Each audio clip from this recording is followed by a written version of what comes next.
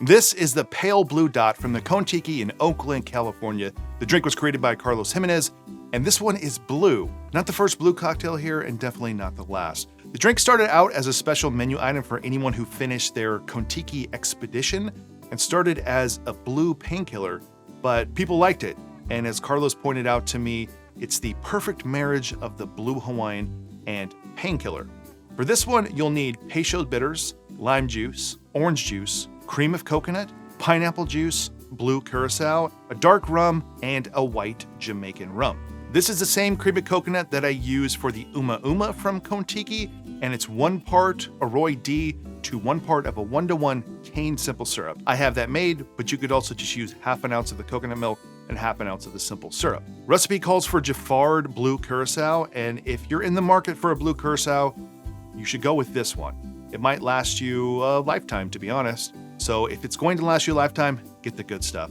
Blue curacao is fascinating. For instance, why is it blue? Well, the history of this is a little bit inconclusive, but Bowls started selling something called creme de ciel, which means cream of the sky, at least as far back as 1912. Senior & Co., which makes the only real orange curacao from Curacao, does make a tepid claim to creating a blue curacao based on the colors of the water in Curacao, but even they acknowledge that Bowls may have made this first back in the early 1900s.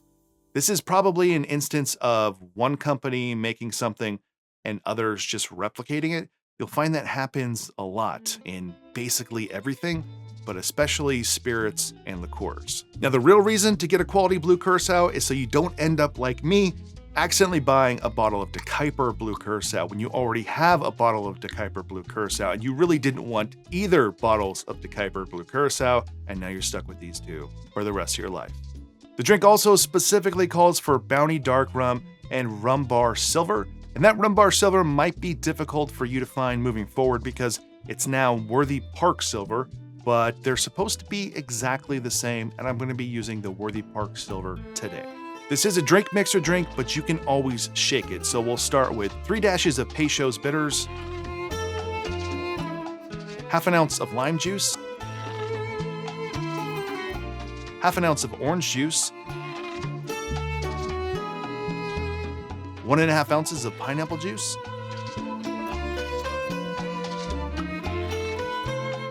1 ounce of the Tiki cream of coconut, half an ounce of our blue curacao,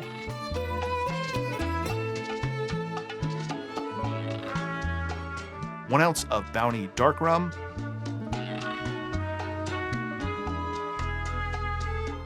and 1 ounce of Rumbar Silver.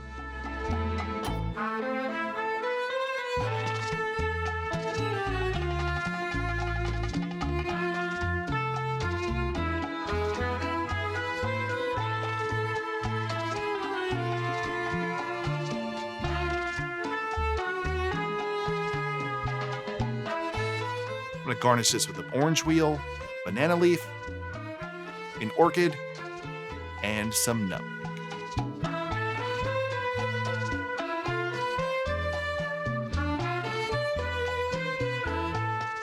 So there you go, the pale blue dot from the Tiki in Oakland, California. All right, let's try it. It tastes like a painkiller, a more modern, updated painkiller. We're using less orange juice, and we're using the blue curacao to bring in orange flavor. It's not bringing in blue flavor.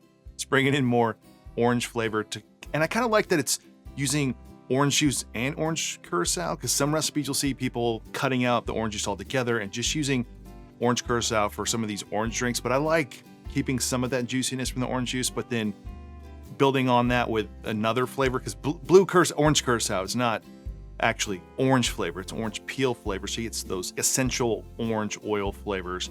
What I like is that it drinks a lot lighter than most painkillers, because that cream of coconut that we use, if you look at that recipe, it's only about 25% sugar, where Coco Lopez, I think it's like 60-something% sugar, and then a lot of homemade ones are still 50-50, so that's cut, so you're getting more coconut flavor without having more sweetness there. So as far as painkillers go, this is one you could have a bunch of, where your normal Pussler's one, some of the ones that retain all of the juice, all of the sweetness. I feel like one of those is like plenty, and then you're like needing a nap afterwards. So I think it's delicious, it's great, and it's way more drinkable than the other painkillers if you wanted to enjoy more than one of these. So that's it for this one, the Pale Blue Dot from the Cone Tiki in Oakland, California.